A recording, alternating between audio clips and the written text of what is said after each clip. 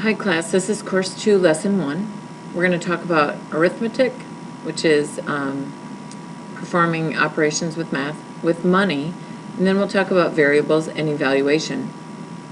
There's vocabulary that you need to know. It's right here.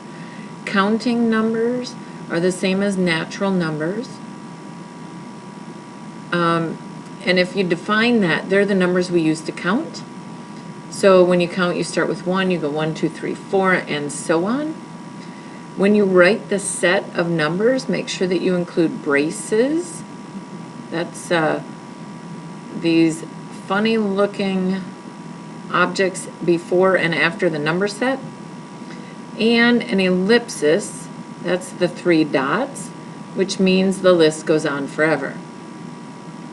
So counting numbers are the same as natural numbers. They're the numbers we use to count. When you talk about whole numbers, now we're talking about the counting numbers and 0. So we're just taking this set of numbers up here, the counting numbers are natural numbers, and we're adding the number 0. Notice we still use braces and ellipsis to indicate that this list would continue. There are 4 fundamental operations of arithmetic. They are addition, subtraction, multiplication, and division. This vocabulary section here, you will need to know everything that's listed here.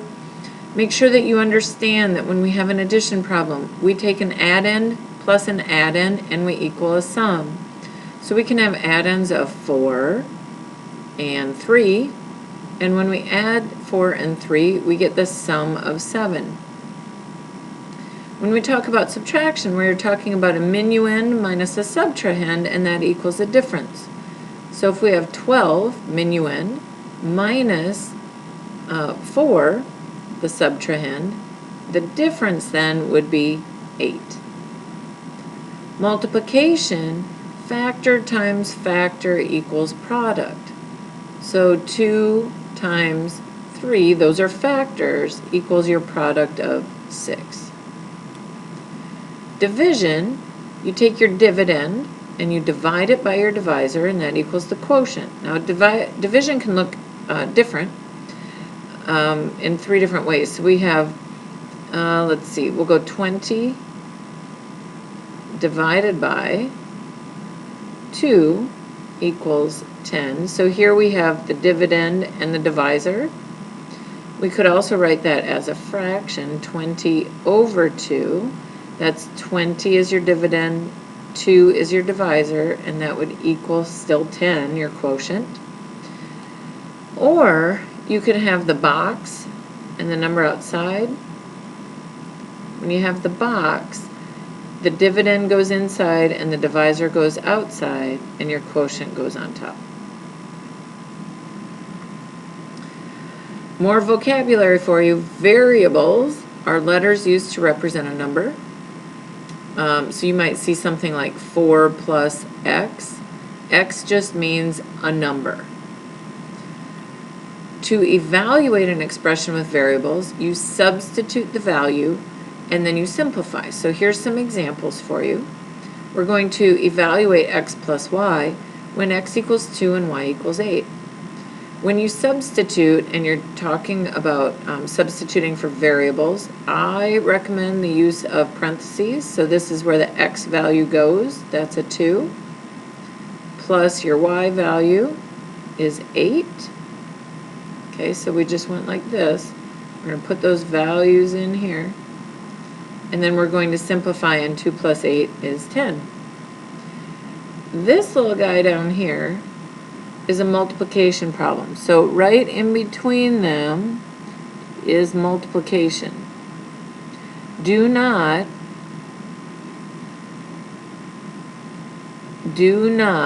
think that you just shove the 2 numbers together, because you don't. You have to multiply them. So this is 2 times 8. Now when I have parentheses, that means multiply also. And 2 times 8 is 16. Now when talking about money, you are either going to write money as like 23 cents or with the dollar sign, a 0, a decimal, and then the 23. This means 23 hundredths of a dollar, which is still 23 cents. What you don't do is include a decimal point here or the cent sign here, okay? So we're not going to do this. Don't do that, and don't do this.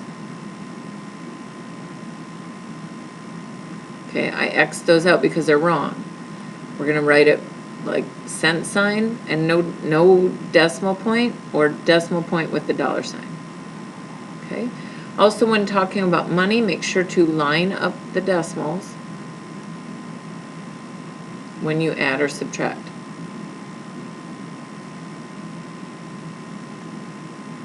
Now, if I tell you that something is like $12, where is that decimal point? Because it's not written there, where is it? It is right here. If it's not written in there, it's at the end of the number, so then you can fill in with zeros behind. And that's all I have for lesson 1. We'll work on these skills in class. Have a good day.